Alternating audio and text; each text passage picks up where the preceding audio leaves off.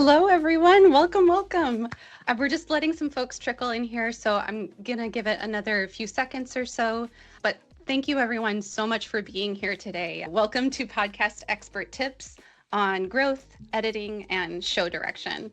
Thank you for being part of our community. We're so thrilled to be kicking off this series of events. This is actually the first event that is exclusively for our premium members of Adobe Podcast, and we're so excited to be together today. This is one of many perks we're trying to add to your paid membership, so watch out for more announcements on future events. A couple of announcements just before we jump in and we bring on our amazing guests. We will be recording today's session and sharing it out afterwards. So just watch out for an email in the next day or so. We'll also be asking to take a quick survey for us. And I am so happy to be introducing our wonderful guests, Arielle Nissenblatt and Kevin O'Connell. I'm going to bring them here on stage. Welcome. Hey, guys. Hey, Harm. How are you? So good. Amazing. Arielle, how are you doing? We have fake spring in New York, so enjoying that. How about you, Kevin? You're on the East Coast too. How's it? Yeah, I'm in the tiny state of Rhode Island, not too far from New York. Great. But yeah, having a great Awesome. year so far. Amazing. Well, why don't we kick it off? Arielle and Kevin, tell us a little bit about yourselves, and then I'm gonna take myself off screen and let our experts lead the way. Arielle, do you want to go first? Yes, I can go first. First of all, excited to be here. Thank you for having me, Adobe Podcast. Big fan of the product. I am a podcast person, is usually how I describe myself. I love listening to podcasts. I love making podcasts. I love helping people make them, helping people grow them, but mostly helping people find their next favorite show. I write a podcast recommendation newsletter. I also host a bunch of podcasts about the podcast industry. And currently I'm the director of content and community at a company called Audily, and I run the chatcast/interview division there. So a lot of podcasty/audio things here. And I'm excited today to talk to somebody who's been on the sound design and editing side of things for a really long time and see how our expertise can kind of mesh together.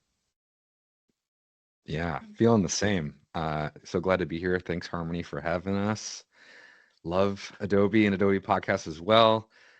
Especially curious about making a new Adobe AI voice, which will be really fun. But I'm Kevin. I've been working in the podcast industry for a bit, and audio and video, whether it's sound design or live capture, field capture, a lot of mixing and post-production. I'm currently the director of audio and video post-production on the Mel Robbins Podcast.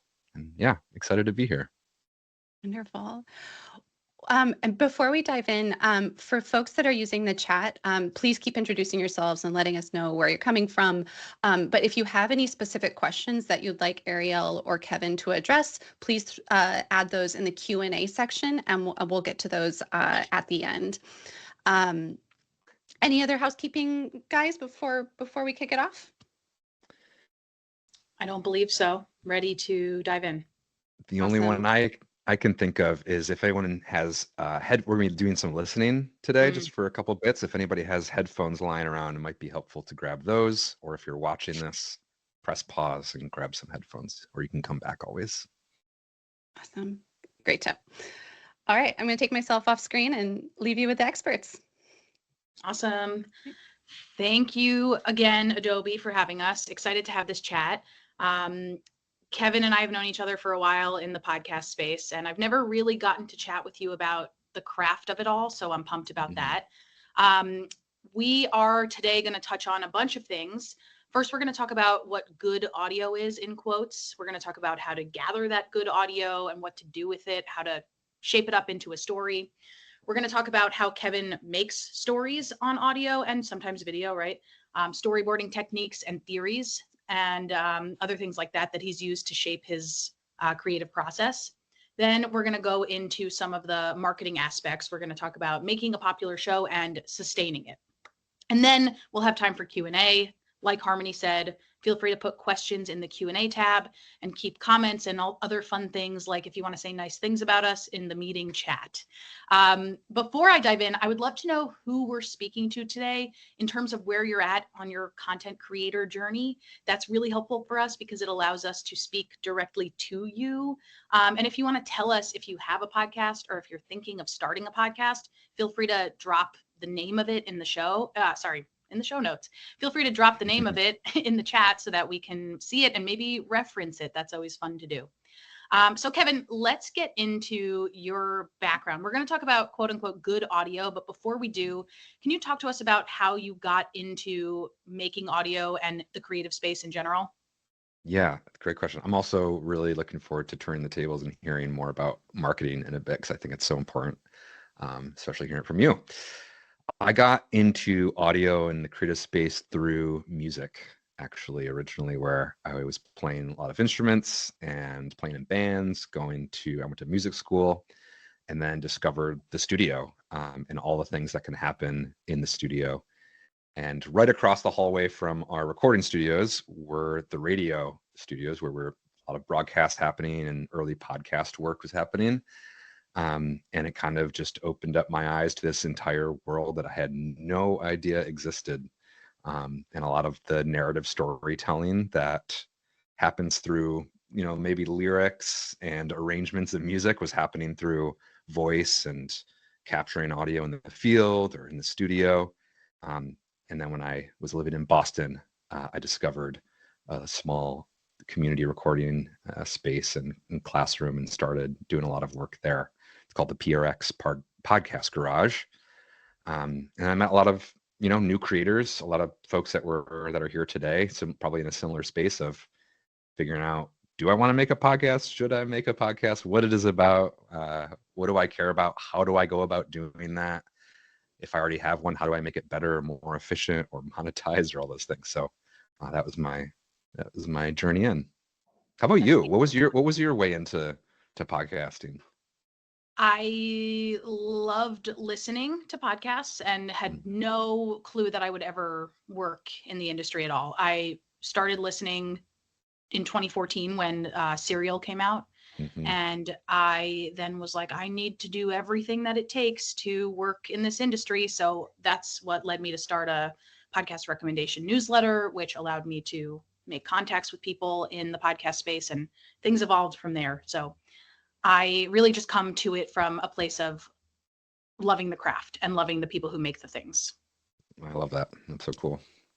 Amazing. Well, glad that we have a little bit more information about us. Again, folks in the chat, feel free to ask questions in the Q&A. Feel free to keep things going in the chat. Kevin, let's talk about good audio now. What does it mean to capture a moment? What's your process like?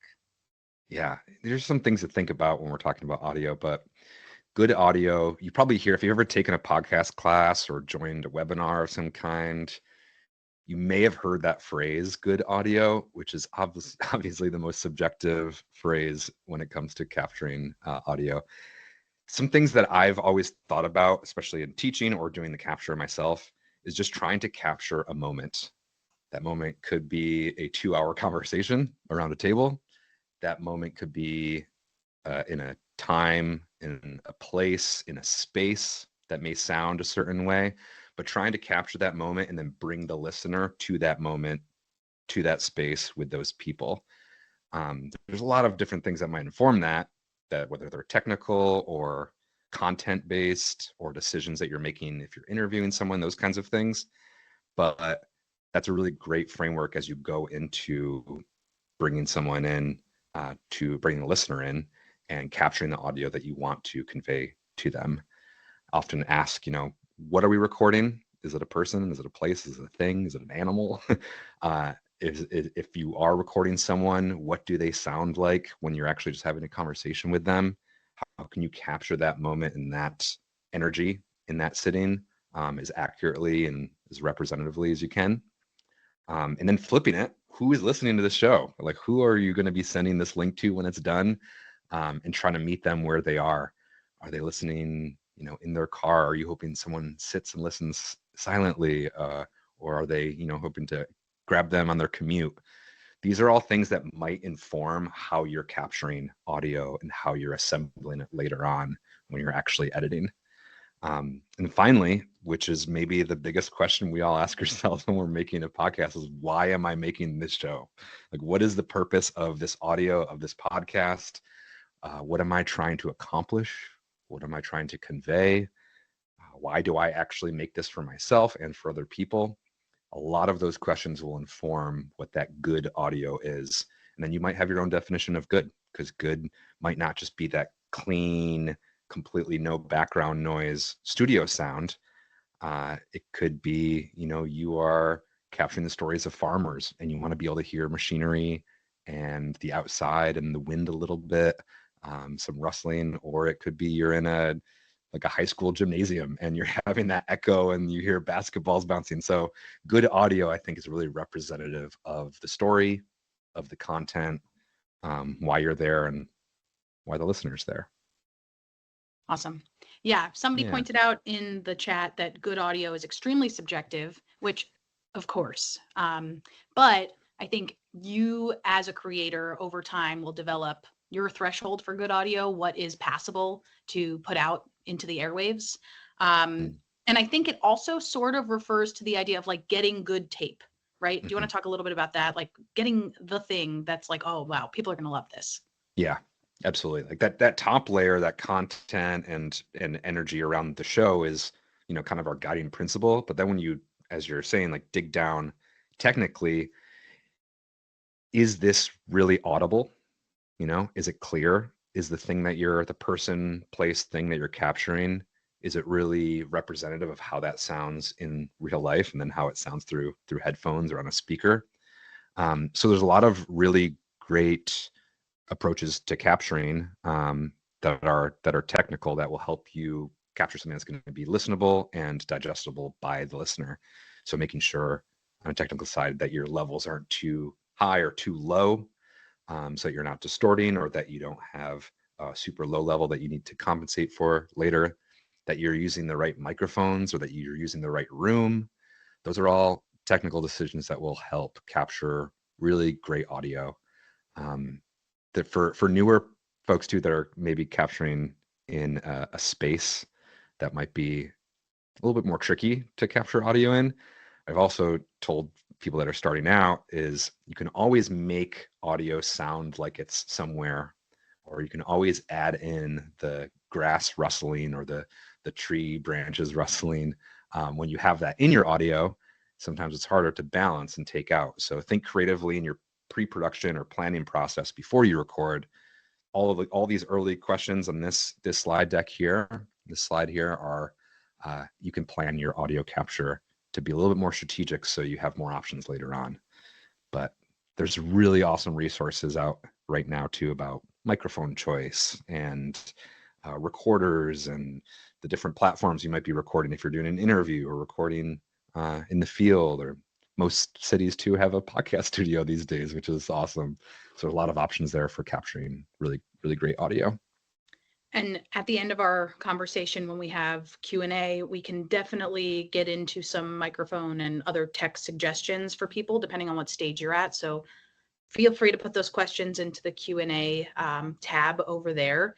So we talked a little bit about gathering tape, but let's get into the nitty-gritty of how to actually make that into a story. Or sometimes it's a story, but sometimes it's an interview, and we want to make that interview a little bit more than just going back and forth with each other. So when you sit down to record, let's say an interview, you said you work on the Mel Robbins show, so let's talk about interviews.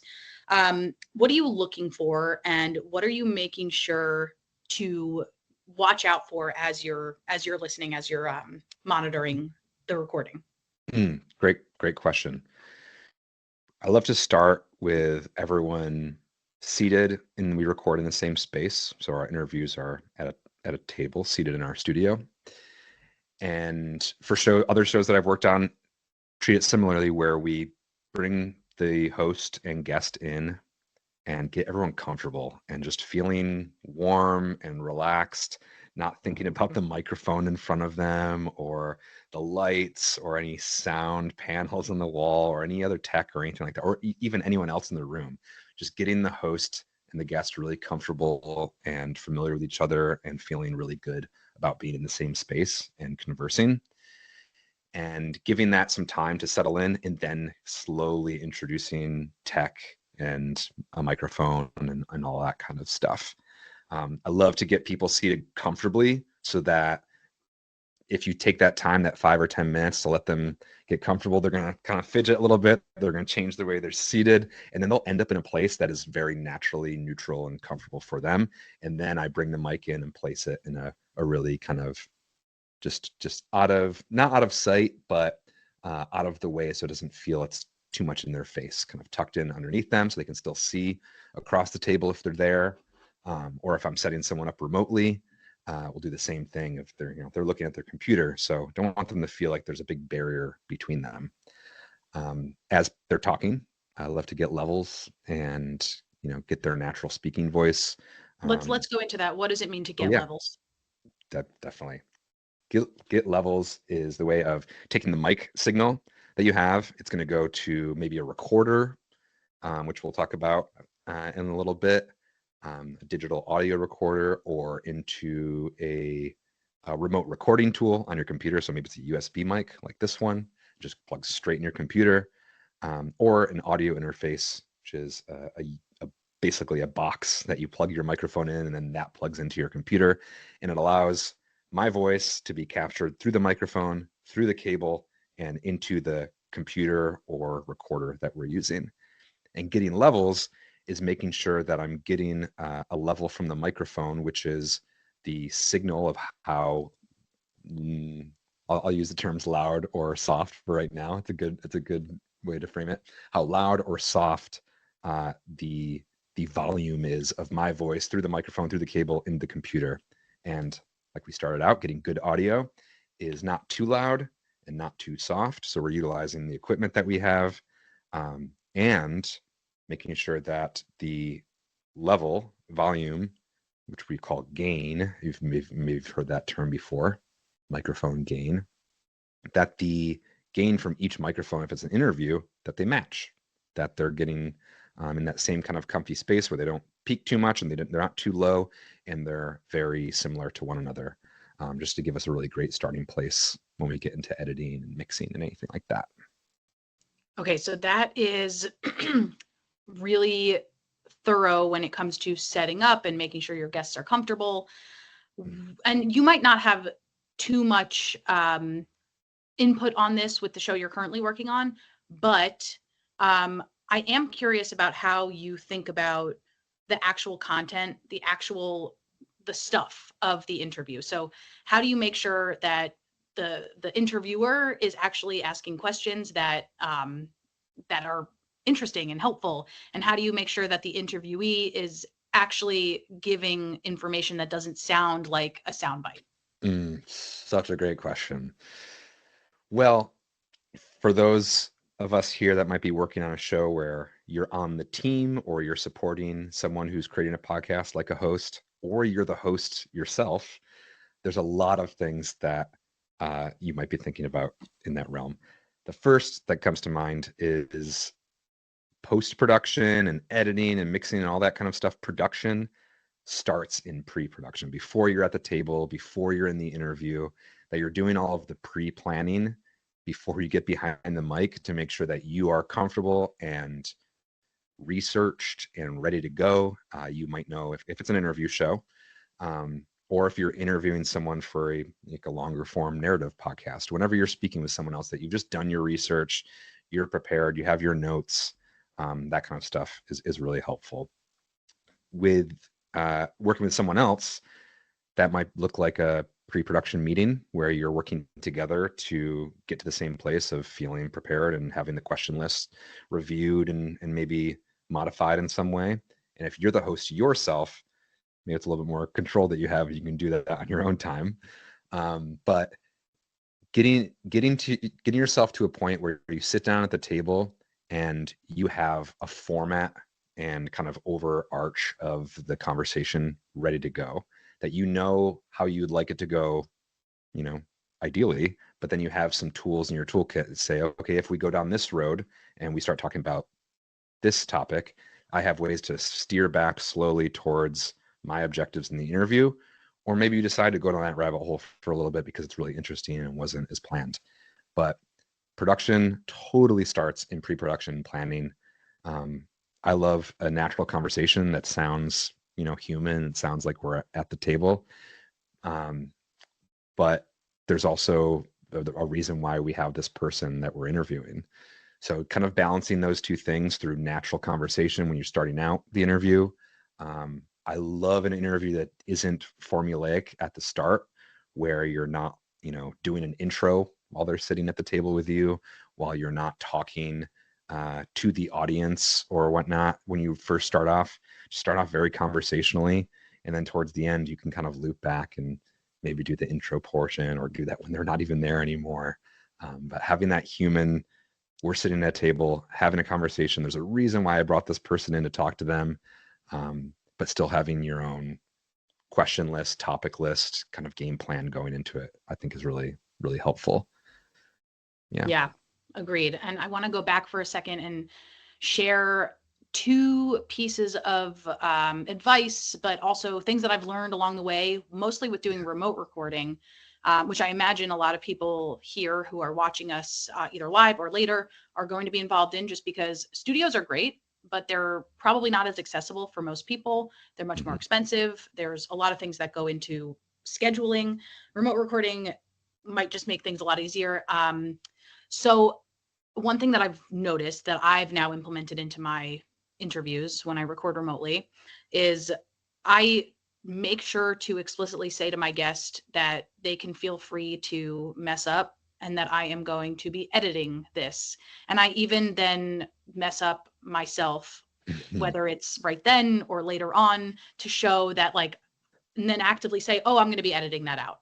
And that tends to help people understand that this is a collaborative project and I want to make them look and sound good as much as I want to look and sound good.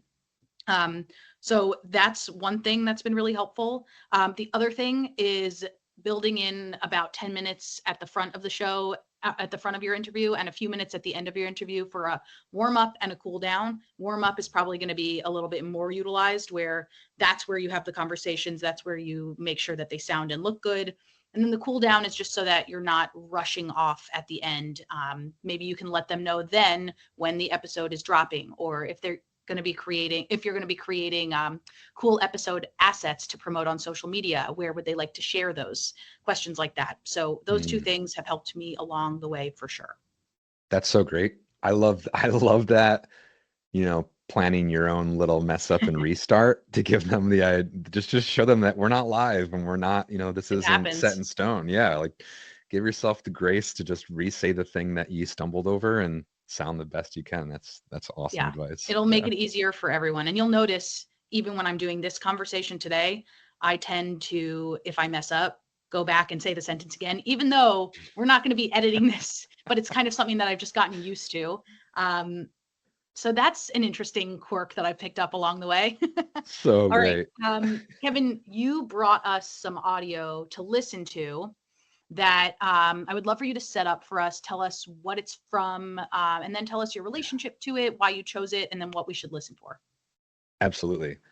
This is one of my favorite shows ever, Radio Diaries. Radio Diaries has been one of the oldest, longest running podcasts for quite some time. And this was an early episode of theirs where they gave a young girl, Maj, who lives in Saudi Arabia, they gave her a digital recorder and microphone for 2 years and just let her document her life. And she was just turning 19 years old.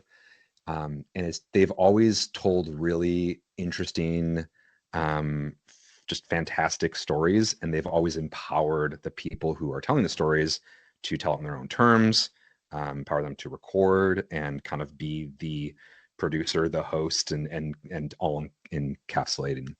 So this is a really interesting little bit that I've loved and I've used in a lot of different classes that I've taught.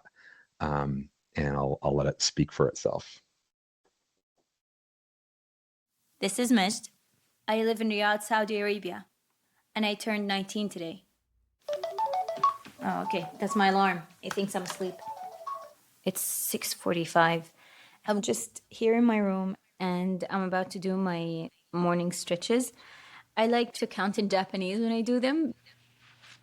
1, 2, 3, 4, 5, 6, 7, 8. Okay, I'm done. I'm going to introduce my family to the mic and you to the family. There's my immediately older brother's room to the left. Hi, Mohamed. Can I interview you? Can you talk about your work? Work is great. Go. Hi. مو دحين ما في I have 4 brothers. I'm the only girl. And now I'm passing the family sitting room. We have 2 big bookcases because my parents have all kinds of books. We're a family that loves reading. ما يطيق الصبر. So now I'm in the kitchen with my brother, my younger brother. Mu'adh, what are you eating? Is this cornflakes? Nodding. They don't hear nodding. You have to say yes. In Arabic, it's cornflakes. Cornflakes. My mom is here. Something funny just happened, and my mom just told me about it. She got a call from some guy's mother, and she said that, we heard you have a beautiful daughter, and we want to get our son married to her. My mom, she says her first instinct was to tell her, no, my daughter is too young, and just try to end the call as soon as possible. But she said, I stopped myself because I felt like I need to acknowledge that you're growing up. And she told the mother that she can come over on Monday or Tuesday. So I told her, listen, mom, the chance that I will agree to this person is 0.000000001%. That's it. That's All right. great. Yeah, it's such a great piece, and it seems like some folks were having some trouble with audio, but if you want to go back and check out the recording, so you can hear that, or He's you can here. also just go to. Yeah, Kev, can you, for the folks that weren't able to hear, can you kind of recap what was going on in the audio? And then for folks that weren't able to hear, again, we're going to send out the recording, and we'll be sure to include the clips as well. Absolutely. What you're hearing in that piece was Maj going through her morning and through her home and introducing you to her brother, using the mic and recorder that they did. You can really hear the space. You can hear her opening doors and walking through the space, her family in their family room. And it was kind of back to our original question of capturing a moment and what is good audio. And for me, that piece is really great because it's capturing that moment of Maj starting her day. There's a story arc to start the episode. This is the beginning of the episode also, to start the episode and talk about a day in the life for her. And it really, when you close your eyes, you can be in that space, kind of walking through the hallways with her and from room to room. And I love that it's real, that it's human, and that it's a lot of stuff that we can relate to, but it's still setting up this story that comes later on in the episode, which is really fantastic. But that's kind of a really great example of narration mixed with environmental sound to really pull the listener into the space. Yes, there's some really cool comments here. Balam says, yes, she brought us into her world. And somebody else says, all the additive audio that was not her voice really put you in the room with her. So that is something that could easily be seen and heard of as artifacts, audio artifacts. But in this situation, they are not. They are helping us along. They're giving us context. Absolutely. All right, so set us up for this show, Floodlines from the Atlantic, one of the best shows of, I want to say 2019, something like that. It was a while back, so good. Definitely recommend checking out the entire show. But Kevin, why this and what should we listen for? Yeah, I feel the same way. This is a really great example of a narrative podcast series that I think balanced sound design and music scoring really well with really clean, intimate narration in a studio mic, but also with tape or recordings from different interviews that were held or news pieces, sound bites from the internet to tell a larger overarching story. So for this one, listen to the quality of the host's voice into the microphone.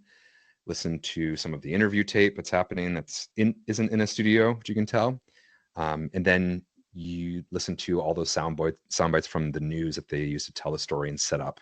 This is from the first episode of this series, and Floodlines is a series with a bunch of different stories and pieces of context into Hurricane Katrina. Leanne lived in the Lafitte Projects, just around the way from the Treme Community Center. Her mom worked on Tulane's campus, and her stepdad was a star musician in a city full of star musicians. They had plans for Leanne. The last school year, she had worked hard to get good grades, and she had just gotten into a fancy high school. She was going to be starting in August. My dad took me school shopping, and I had my Jordans that I wanted. I had my hair in some long braids. We call them booty braids in New Orleans because they're so long. I thought I was the stuff. The first day of school was Thursday, August 25th, 2005. Couldn't wait for my first day. I was up at 5 o'clock, clothes laid out, trying to clothes on the day before in the mirror, looking, trying to see how I looked for my first day of school. I was just so happy. Around the time Leanne got up, the 11th named tropical storm of the season was heading toward the coast of Florida. It was small then, but strengthening. I remember my science teacher, Mr. Smith, telling us to track the storm. So I only was able to track it that Thursday and Friday because I didn't go to school after that. We had to get prepared for Katrina.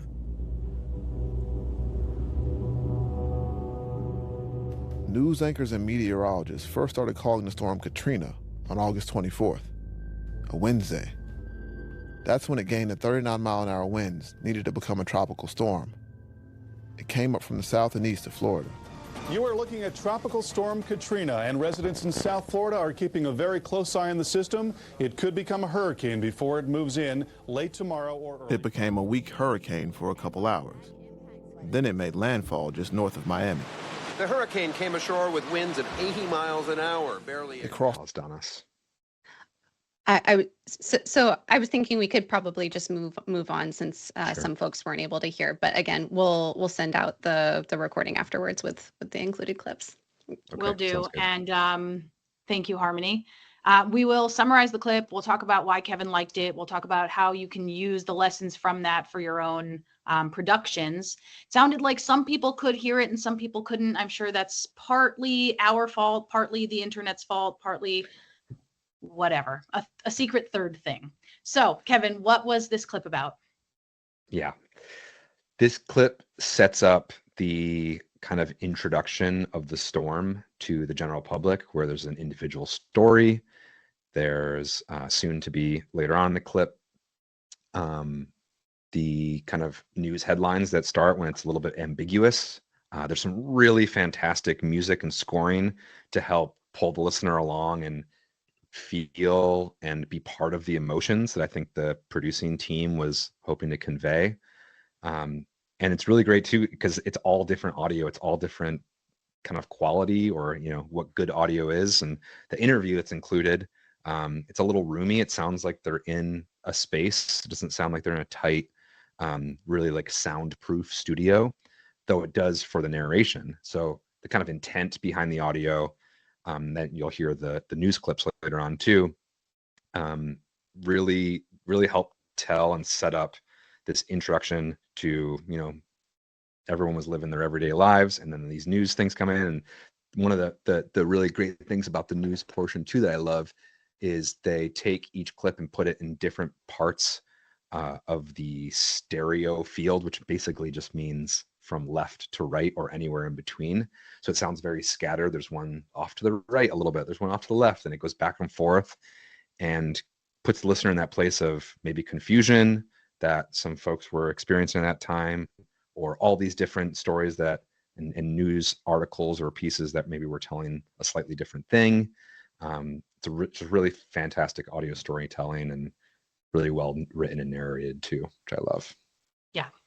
Yeah, really great show in general. Love that clip that you chose. And I love hearing from audio people about the clips that they love, because it's always different from the clips that I love. But then once I hear why you love it, it gives me a whole new appreciation for it. Because for me, I'm a little bit more, you got to grab me the whole time. You got content wise, I need to be completely hooked.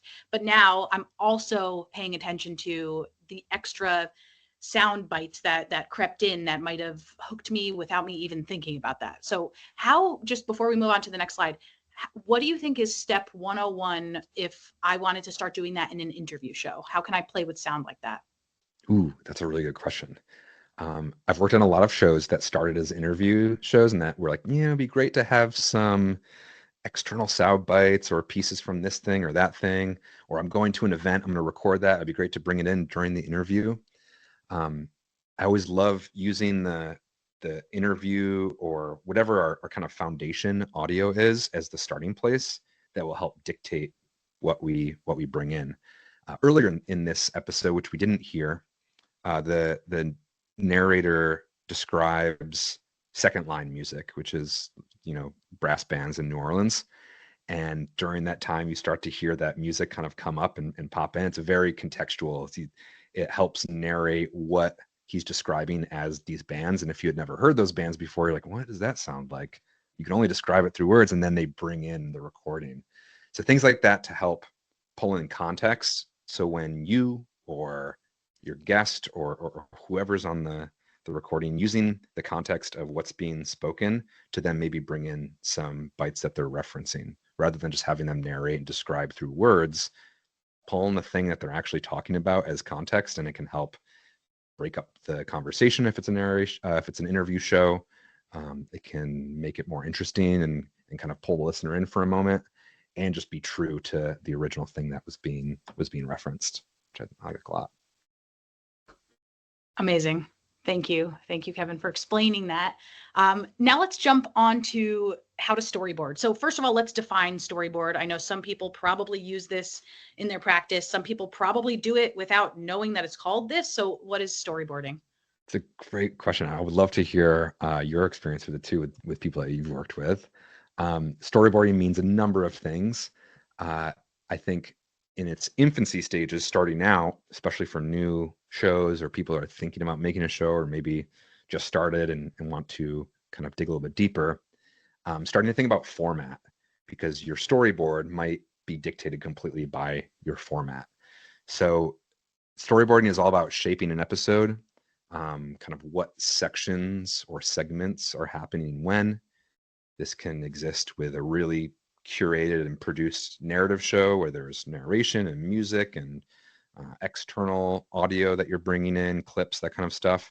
And it can also exist with a solo episode where you're maybe doing a monologue and it's just you speaking to the mic.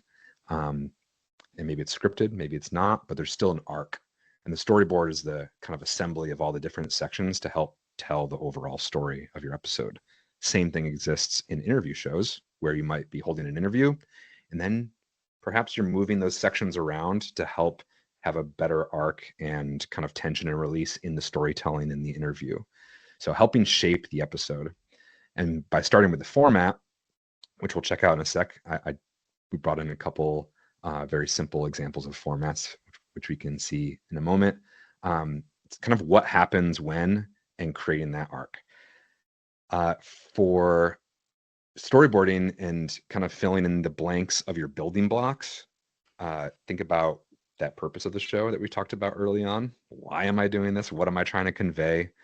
Who, what, where is speaking, or like who, what, where are we hearing at a certain time and how that pieces together? And the intent of that section, what are you trying to convey emotionally or in the content realm? I love making visual representations of storyboarding. I don't know if you do this, Arielle, but kind of you like not using audio and just like jot it down, whether it's like sticky notes or a whiteboard or just a Google Doc of some kind or something. Really just making it tangible so I can then move the pieces around and play with it kind of like a puzzle. There are a few yeah. cool apps that do this. Have you heard of Miro? Miro? Yeah. Okay, talk about that. Do you use Miro? I've seen people use it. It's not how my brain works, but I know it is how some people's brain works. Have you used it? A bit, yeah.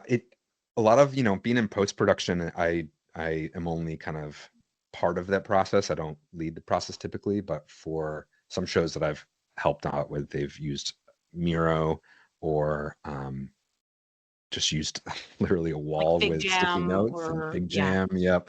All these are basically recreating a digital version of having an empty space like a wall or a board and using sticky notes to then talk about larger themes, to talk about details, rearrange those and create the arc from start to finish. That could be on a full season of a podcast, so several episodes put together and then get more granular, or it could be a single episode, or it could be a single 10, 15, 20-minute segment of an episode. But those tools, or just the process of sticky noting and being able to move stuff around, really helps you see all the pieces like a puzzle and then make objective and subjective decisions on how you think this, kind of maybe naturally goes together, or how you want it to see it come together. Yeah. Amazing. Yeah. For a lot of people, audio is actually incredibly visual for listeners, for creators. So it definitely helps to see it plotted out like that. Let's talk about this. What are we seeing here, Kevin? Yeah, these are going to be three separate examples of maybe starting places for you, the audience member here, to think about what your show format is. And these are very simple, very watered down. We started with that monologue solo, which is just me with my mic. It could be scripted, it could not be, but I'm just recording and speaking, and there's no other elements to this. Maybe there are if I want to bring in some clips or something like that, but this is the foundation here. It's just time is our constant, and it's me speaking into the mic. And there's a lot of really successful shows and great storytellers that do this super well. The next one is this kind of interview show. It's me and someone else, whether it's a remote recording, it's in a studio, and we go back and forth and we have a conversation, host guest over the course of time. And it's really capturing that interview format, that conversational, natural, human tendency we have when we're speaking with someone else. And then the last one, which Radio Diaries sometimes, but definitely Floodlines is this narrative podcast format, which, as you can see, the more pieces we have on these, it's seemingly a little bit more complicated. So the solo monologue was just that one line of me recording my piece. The interview is guest, host guest. Then this narrative is, we have narration that happens in the middle here. Yeah. But then underneath there's music helping, promote some of the emotional content. There's other tape that we've talked about, or these external clips or external sound bites that we pull in to help us tell the story. And all those go together to move the story forward, kind of create that arc that we're looking for, match the storyboarding that we've done. But these three, and there's many more formats that we could discuss, but the format of your show will help dictate how you storyboard and how you piece things together, what your Miro or your whiteboard or Fig Jam, whatever it might be, how that is set up to start before you put your sticky notes on. Yeah, that's great. And just to break this down even further, in the center, it looks like there's no music. Is that because in this situation, for example, you might want to really showcase the tape and strip any music away? Is that something that could be possible? Oh my gosh, yeah. Space and no sound, the space between lines, whether you don't hear anything, or music on its own, or someone's voice on its own, or the external clip, which we call tape. That's if, I was pulling in a piece of audio from somewhere else, basically, into my episode. All of those things can be really impactful on their own or paired with other elements too. So yes, that's an example of during that time, right in the middle, maybe all we're hearing is that external tape, so we can really hear the environment. Maybe it's out in public and there's, cars or other external noises, sirens of some kind, whatever it might be. Floodlines does a great job of doing that. yeah, these are all Amazing. building blocks that we can use to our advantage. Love that. And I'm sure that there are resources out there where you can see a lot of these plotted out. I think one really great one is called Transom.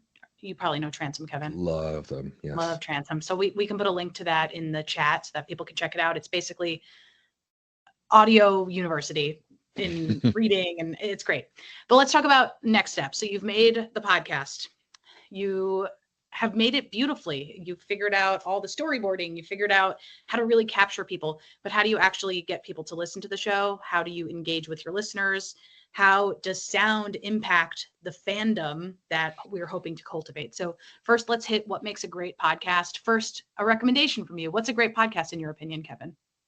Ooh, a great podcast is one that makes me hit subscribe or that I download the next episode and listen to it again.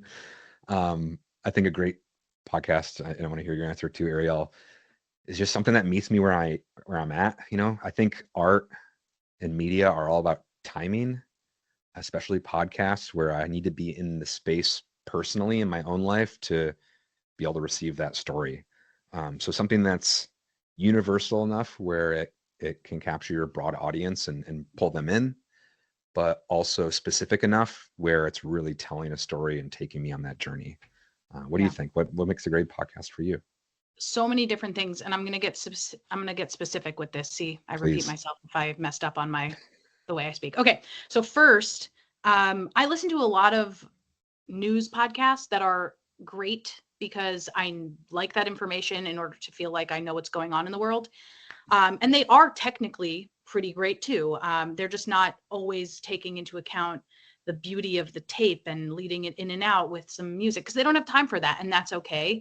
I think there's utility to some podcasts, and then there's beauty to some podcasts, and then there's a combination in some.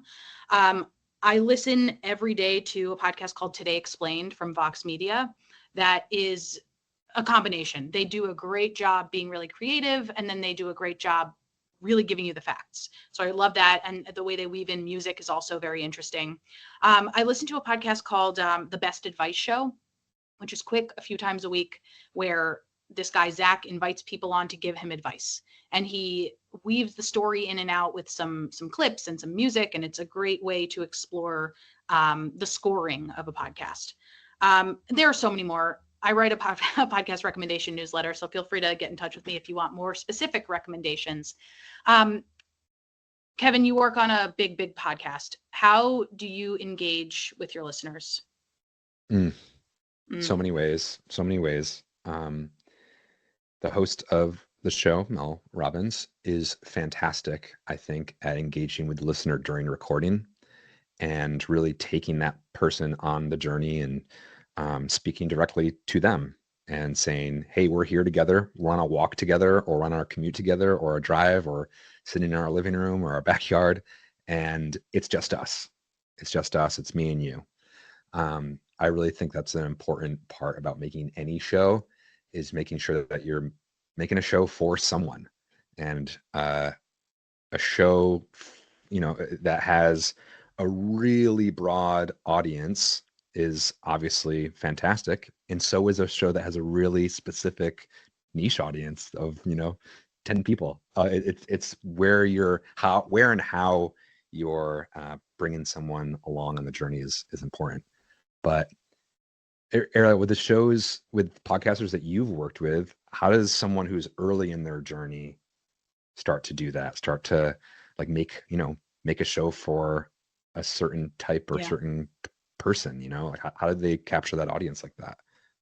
I think the mistake that a lot of creators make is not early on striking the balance between making a show that they want to make, but also making a show for an audience. You've got to find a middle ground, because it's okay to make a show that is super niche that you and your buddies want to make every week. But it's not made necessarily for an audience. You got to think about who those people are, what they want, how long they want the show to be. Do they want a segment where you touch on current events? Do they want a segment where you play their voicemails out loud and then respond to them? There's a lot of these things that you could come up with responses to if you did a little bit of user research. So I think finding a combo of those two entities is really, really important. And then once you actually get that down, thinking about ways to engage your audience without doing too much. A lot of people want to, quote unquote, build community for their podcast before their podcast is ready for community to be built around it. Somebody said in the chat, there's so many different pieces of media trying to vie for our attention. And it's really, really hard to divvy all that up. So why should somebody want to be a member of your community when they're already a member of so many other communities? Think about what it is that you uniquely have that gets people excited about your podcast and to be part of your community. There's a lot of marketing advice that I can give that's 101. So collaboration with other podcasts is really big, things like that. And then I can get into more specifics, but I don't think we have too much time for that now. I see some people are interested in a follow-up session where we can answer a lot of questions, and I would love to do that. I see Harmony and Jay backstage say yay, so that's fun. Let's now go to our Q&A section, and we'll try to answer as many questions as we can in 8 minutes. Harmony, would you like to field those questions to us? Yeah, absolutely. And I think in 8 minutes, we're probably not going to be able to get to everything. So what we're actually going to try to do for anything that is still open at the end of the session, we're going to email you answers. So watch out for an email. Cool. And I don't think we need to keep sharing the screen. Let's see Kevin and Arielle's lovely faces here. Okay, awesome. First question from Phil Kirby. What's the ideal episode duration for maximum listener engagement? May I? Please. There is none. The podcast should be exactly as long as it needs to be and not a moment longer. Obviously, that's very hard. I don't like giving blanket advice, which is why I feel so passionately about this. That's why it's super important to have conversations with your listeners or a lookalike audience to figure out what they want from you. How long is their commute? Things like that. Over time, you might figure out that people are dropping off after the 50% mark of the episode, in which case it might be time to consider shortening those episodes. People might be asking for longer episodes. That's another thing to consider. If you have a chance to ask your listeners, I would ask them, is my podcast too long or too short? Not, how do you feel about the length of my podcast? Ask them something very specific so that they can answer you. Is it too long? No. Is it too short? Yes, I want more. Kevin, thoughts? I love that. I think that's a fantastic synopsis of it. Yeah. Awesome. Okay, next question. I see one from Alicia Thomas. What do you recommend for people who are doing their interviews virtually? For example, Zoom or Teams? Probably not. But what would you recommend? Take Kevin, that what one do you too. use right now? Well, there's a lot of options out there, right?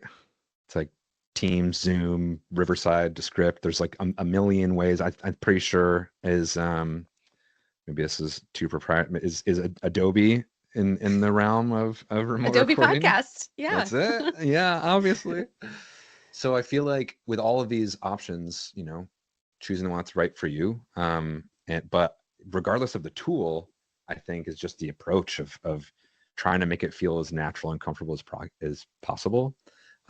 So, you're pulling up your Adobe podcast interview room and trying to make it not feel like you're on a virtual call in all the ways you can, but still capture great audio. You'll have great video.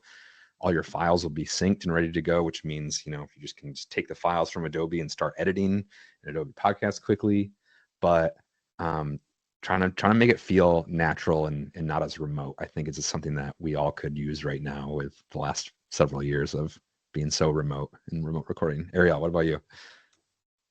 Yeah, I've used everything and I will continue to use everything. My take on this is that it is an imperfect science. So many things can go wrong when you're recording remotely that inevitably one of the platforms is going to have an issue here and there. And we need to be able to be flexible and try different things and also record backups. Good call. All right. Let's see here. I saw a question. Let's see here from Brad Barlow. This is cool. So you said, Kevin, I think you said you come from radio. Where can podcasters find whooshes and wipes and impacts and drones and breakers and other sort of sound design pieces like that? What would you suggest? Yeah. First, make them yourself. But if you don't have the time, space, energy, know how to do that.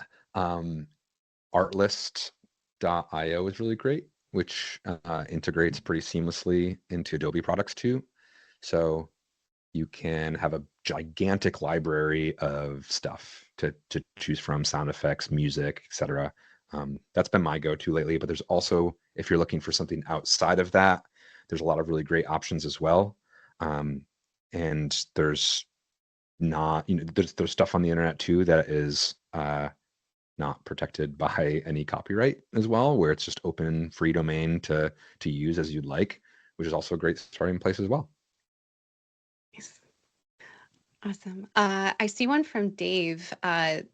This is a good specific question. So in an interview podcast, would you pan each speaker across the sound field, and how aggressively would you apply that, assuming it's just two voices? Great question. For an interview show, I would keep them both straight down the middle, straight in front of us, so we're all right there. Sometimes when you do too much of the panning, which is moving audio between your left and right speaker or headphone, it can get a little jarring or distracting for the listener. The segment that I was referencing was a bunch of different news clips that came really quickly, so it helped to pan them in different places to kind of scatter the listener and have that scattered feeling like people that were experiencing the hurricane probably did. But for your kind of foundation standard tracks for your episode and different microphone signals, having them straight down the middle is going to be the best listening experience for everyone, whether they're wearing headphones or in the car or using a smart speaker or something. Yeah. And then this is kind of in a similar vein from Anna Passarelli. So her question is, when capturing audio, what is the best level or gain? Sometimes when capturing, or even when the voice isn't clipping, giving more gain level starts to introduce like background noise or introduce background noise. Is there a sweet spot? Depends on the gear. Arielle, what mic are you using these days for your stuff? Currently, I'm not using microphone, my bad, but usually a Shure MV7, which I love. Cool. Nice. Yeah. That's what I'm using too. Sweet. Yeah, I love kind of the framework of, well, first, every single microphone or recording device has a different level setting mechanism. But a lot of the USB mics are really great because they'll have an LED light indicator. And a great starting place is kind of like 75% up from 0 to 100, kind of in that 75 range where it's not too loud, not too soft. And then you can obviously do some testing, but it really depends on the gear that you're using and how granular the settings are and how they're measuring loudness and gain. If it's a digital recorder, it might be slightly different, but if you have a level meter, which all mics and interfaces and recorders do, if you're hitting the top of it, you're way too loud. If you're barely bouncing the bottom, you're too soft. So start somewhere in the middle in that 50 to 75% range as your starting place. Nice. I see one from Julian Pryor. So he's saying, my dream is to have a podcast that focuses on the history of techno music. Amazing. What are the legalities of playing short music clips as part of the podcast? And yeah, so he mentioned also the BBC or NPR probably have permissions or pay royalties. So as an indie podcaster, how might I get around this creatively? Arielle, you have this one? Yeah, you can actually buy some subscriptions to relatively inexpensive programs where you can use the music. So one of them is called Epidemic Sound. I like that one. You can get songs, but you can also get the stems of the different instruments, which is really helpful. You can potentially have somebody create something for you, a friend. Maybe they're willing to do something for you on a friendly kind of basis like that. Those are some of the things that I have done over the years. There's also stock music often built into some of the programs that you might be using. But keep in mind, if you use that it might sound like a lot of other people's because it's readily available. There's also a little loophole in copyright law. I'm no lawyer, and this is not legal advice in any way.